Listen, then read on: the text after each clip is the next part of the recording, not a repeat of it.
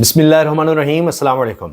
हुकूमत अजीब कशमकश का शिकार है, अजीब मुश्किल में है कि एक वारदात को छुपाने के लिए, एक झूठ को छुपाने के लिए 100 वारदातें करते चले जा रहे हैं।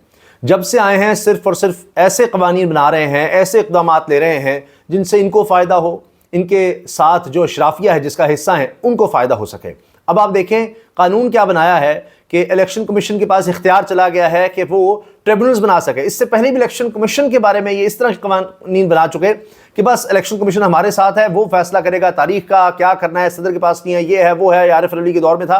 अब इन्होंने ट्रिब्यूनल्स भी, क्योंकि इलेक्शन कमीशन खुद पकड़ा गया है कि उसने धांधली करवाई। अभी आप देखें कि फॉर्म 45 जिस तरह थे ही नहीं 41 हल्कों में, जिसमें मरीम नवाज साहब का हल्का शामिल है, वो किस तरह से अपलोड किए हैं। जब पतन ने ये सारा भांडा फोड़ दिया कि फॉर्म 45 तो है ही नहीं, इन्होंने लोड किए।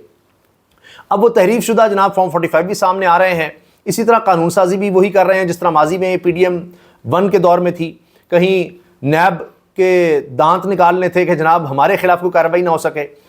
नैब को आपने देखा कि बिल्कुल ख़त्म कर दिया, लेकिन इतना कुछ छोड़ दिया कि इमरान खान के खिलाफ कार्रवाई हो सके।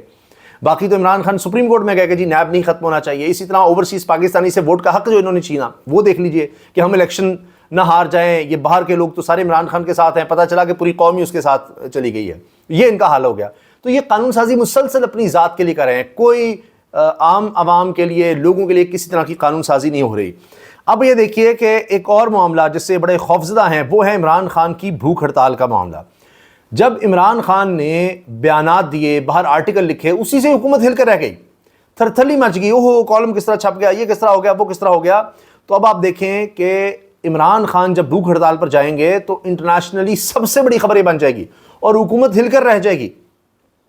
अब हुआ यह है कि मरीम नवाज साहिबा जिस असम्बली को अपनी रियाया समझती हैं कि वहां पर अगर इनके खिलाफ नारे लगेंगे तो पूरी की पूरी असम्बली से अपोजिशन को ही रोक दिया जाएगा, उनसे मराद छीन लेंगे, उनके ऊपर पर्चे हो जाएंगे, उनके लोगों को मुअत्तल कर दिया जाएगा, पुलिस का इस्तेमाल होगा, उनको बाहर रोक देंगे। मरीम नवाज साहिबा के हवाले से मरीम के पापा चोर हैं कि नारे किस तरह से लग गए, हम छोड़ेंगे नहीं, ये कर देंगे, वो कर देंगे। ये सब हमने देखा है असम्बली में, पंजाब असम्बली में। अब हुआ ये है कि वही तख्ते लाहौर, वही मोहल्लात रायवंड, जिसको इस कहते हैं कि जी यहाँ पर हम हार भी जाएं तो इदारों के साथ मिलकर हमने उसको जाली फॉर्म 47 के जरिए जीत में बदलना है, क्योंकि ये तसव्वुर ही नहीं है, ये हमारा तख्त है, ये कोई नहीं हमसे छीन सकता।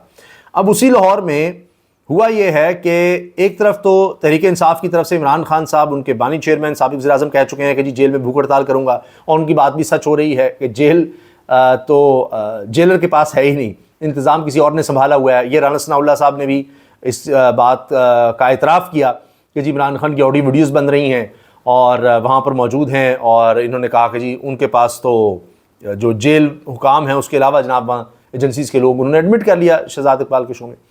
अब जनाब पंजाब असम्बली में अपोजिशन अरकान ने भी भूख हड़ताल का ऐलान कर दिया है।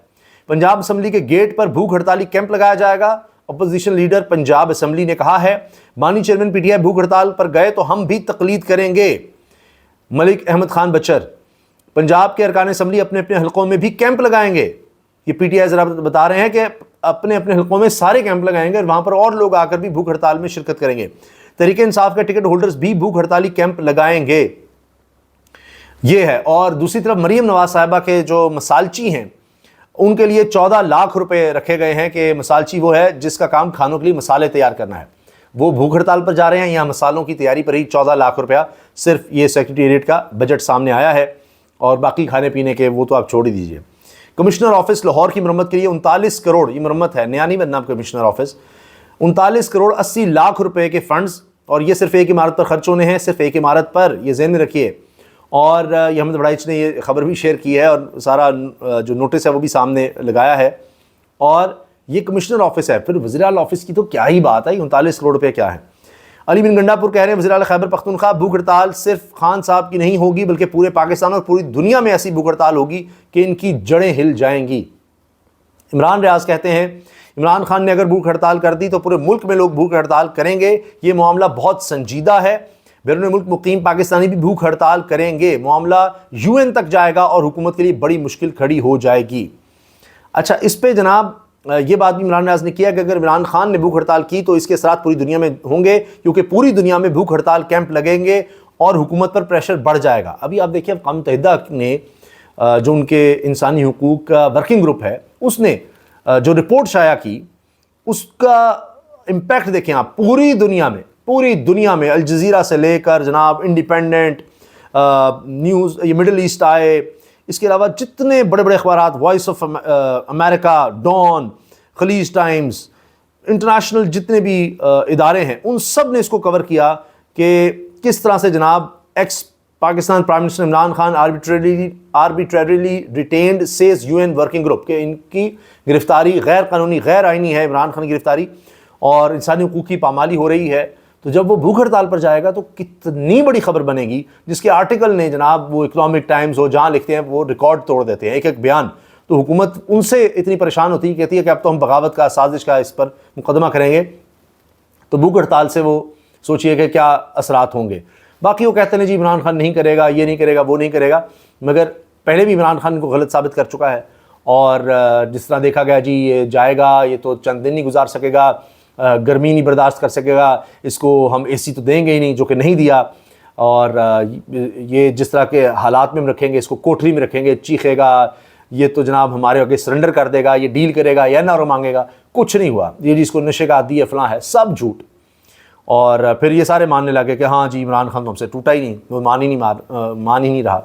अब जनाब डॉन की खबर देखिए, एक वारदात छुपाने के लिए 100 वारदातें हुई हैं। किस्मत खान साहब ने ये शेयर किया है, बड़े ज़बरदस्त जर्नलिस्ट हैं। गुज़श्ता एक हफ्ते में इलेक्शन कमीशन ने कौमी और सूबाई असम्बलियों के 41 हल्कों के फॉर्म 45 में तब्दीलियाँ की। जिन हल्कों के फॉर्म 45 बदले गए, इनमें मरीम नवाज़ और शहबाज शरीफ के हल्के शामिल हैं। यानी यहाँ जनाब शहबाज शरीफ का देखिए, जो वज़ीर-ए-आज़म बन बैठे, मरीम नवाज़ वज़ीर-ए-आला बना दी गई, वहाँ भी हेर फेर इलेक्शन कमीशन ने किया है। तो बदले में उन्होंने भी कहा कि इलेक्शन कमीशन आप और हम इकट्ठे चोर हैं, तो हम भी कानून साजी सिर्फ आपके लिए करेंगे, अपने ज़ात के लिए करेंगे कि हम पकड़े ना जाएं। तो कर लें, कहाँ से बचेंगे। असल चीज़ है अवाम की अदालत में ये एक्सपोज हो चुके हैं, पकड़े गए हैं, और इनसे मामला किसी सूरत नहीं संभल सकते। ये बात जनाब मोहम्मद मालिक साहब ने अपने शो में की है कि लाहौर की 14 सीटों बशमूल मरीम नवाज, शहबाज शरीफ और हमजा शहबाज 44 सीटों के फॉर्म 45 इलेक्शन को 5 माह गुजरने के बाद तक इलेक्शन कमीशन की वेबसाइट पर अपलोड नहीं थे। पतन की इंकिशाफ के बाद जो एक ऑर्गेनाइजेशन है, उन्होंने इसको इन्वेस्टिगेट किया, ये चीज़ लेकर आया, ऑडिट भी किया। उन्होंने जब ये सारा इंकिशाफ किया, इसके बाद अपलोड किए गए, लेकिन तहरीफ शुदा इलेक्शन कमीशन नून लीग की मैंडेट चोरी बचाने के लिए आइन से खिलवाड़ कर रहा है। हामिद मीर साहब कहते हैं मरीम नवाज और बिलावल भुट्टो जरदारी इलेक्शन मुहिम में 200 और 300 यूनिट बिजली मुफ्त देने का वादा करते रहे, लेकिन वजीर तवानाई अवैस लगारी कहते हैं कि अगले 3-4 साल तक 200 यूनिट मुफ्त बिजली फराहम करना बहुत मुश्किल है। अलबत्ता 1.5 करोड़ सार्फिन के कनेक्शन काट कर इन्हें सोलर पर शिफ्ट करना शायद मुमकिन हो सके। अब मुझे बताइए, वो इस पर उन्होंने खुद ही हंसने की इमोजी लगा दिया। हामिद मीर साहब ने मुझे क्या कहने की जरूरत है कि आप 200 यूनिट मुफ्त नहीं कर सकते, उनको सोलर ज़रूर दे सकते हैं। आप सोचिए ज़रा कि आपके पास सब्सिडी देने के लिए रकम नहीं है, सोलर देने के लिए रकम है 1.5 करोड़ लोगों को। क्या ये कोई सोच सकता है? क्या ज़हन इस चीज़ को मानता है? क्या आप उसके रेट कम नहीं कर सकते? आप कनेक्शन ही ख़त्म करवा कर उनको जनाब सोलर दे सकते हैं, उसमें कई गुना खर्चा है। तो इसके लिए आपके पास रकम नहीं है, लेकिन सोलर आप दे देंगे। क्या ट्रक की बत्ती के पीछे कौम को लगा रहे हैं? क्या ये ड्रामेबाजी इन्होंने लगाई हुई है? तो तहरीक इंसाफ की जो ख़वातीन हैं जी, वो भी पीछे नहीं हट रही, और वो भी डटी हुई हैं, वो भी कह रही, भूख हड़ताल के ऐलानात कर रही हैं। सनम जावेद हों या आलिया हमज़ा, जो भी हो जाए हम नहीं डरेंगे, खान अगर भूख हड़ताल करेंगे तो हम भी करेंगे। ये देखिए आप। और असद तूर साफ़ी हैं, उन्होंने भूख हड़ताल की थी तो उसके बाद उनको रिलीफ देना पड़ गया था। ये तो फिर इमरान खान है। तो आप सोचिए कि क्या होगा। इंटरनेशनल ये सबसे बड़ी ख़बर बन जाएगी, और बड़ा मुश्किल हो जाएगा हुकूमत के लिए कि वो चीज़ों को संभाल सके। इसमें जनाब चंद और ख़बरें देखिए कि हुकूमत का तरीक़ा वारदात देखिए।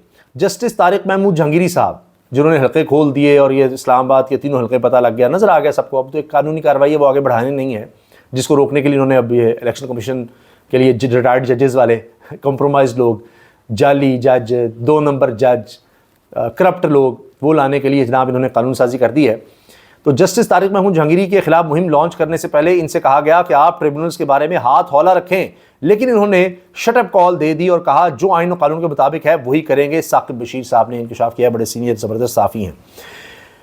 जो मखसूस नशिस्तें हैं इसके बारे में जनाब हसनात मलिक साहब ने कहा है, या ये नशिस्तें पीटीआई को मिलेंगी या फिर किसी को नहीं मिलेंगी। तो दो ताई अक्सरियत फिर तो किसी सूरत नहीं हुकूमत को मिल रही, यानी अभी तक काजी फैसल साहब चीज़ें मैनेज नहीं कर सके, हम ख्याल जजेस नहीं मेजॉरिटी में वो ला सके। और जनाब राना सनाउल्लाह साहब का एक बयान मैंने आपके लिए निकाला है, सोशल मीडिया को इतनी अहमियत देने की ज़रूरत क्या है कि जजेस से कहूँ उनके कि जी सोशल मीडिया पर तवज्जो ना दें। कहूँगा जजेस से कहूँगा सोशल मीडिया पर तवज्जो ना दें। तो भाई अगर सोशल मीडिया पर तवज्जो देने की ज़रूरत नहीं है, बिल्कुल ठीक आप कह रहे हैं, जजेस को क्या ज़रूरत है सोशल मीडिया पर तवज्जो दें? वहाँ उनकी फैमिली का डाटा लीक हो रहा हो, उनके खिलाफ पर्सनल रिमार्क्स आ रहे हों, उनकी ज़ात पर हमले हो रहे हों, जो भी हो रहा हो, बिल्कुल उनको खामोश रहना चाहिए, बिल्कुल ठीक है। तो फिर एक्स को क्यों बंद किया जा रहा है? जब सोशल मीडिया को इतना सीरियस नहीं लेना आपने, तो फिर एक्स को क्यों बंद किया हुआ है? रहने दें। फिर आप क्यों हद तक इज्जत के कवानीन लेकर आ रहे हैं? रहने दें फिर मरीम नवाज साहब को कि इसको सीरियस ना लेना सोशल मीडिया को। जहां अपनी ज़ात की बात हो, जहां इनको नजर आया कि जनाब हमारे खिलाफ हम एक्सपोज हो जाएंगे, ये हो जाएगा, वहां सोशल मीडिया बहुत बुरा है, वहां बैन कर दो। लेकिन जब इनके ख़ानदान की बात आए जो आज़ाद मस्जिद जज हैं, तो इसका मतलब है हुकूमत पीछे है ना फिर कि जी ओहो सोशल मीडिया का क्या मसला है? इनको सारा मसला ही सोशल मीडिया का है, इसलिए कि वो अवाम का मीडिया है। ये इलेक्ट्रॉनिक मीडिया को कंट्रोल कर लेते हैं, अवाम को नहीं कंट्रोल कर पा रहे। अवाम इनका मसला है, ये 25 करोड़ लोग इनका मसला है।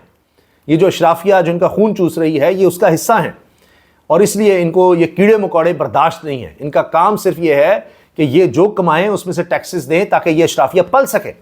वो सवाल करने वाले कौन होते हैं? कीड़े मकोड़े। वो बात करने वाले कौन होते हैं? वो इंकिशाफ करने वाले, वो इनसे पूछने वाले, एहतजाज करने वाले, आवाज़ उठाने वाले कौन होते हैं? इसलिए इनको वहाँ से तकलीफ है। अल्लाह हाफ़िज़।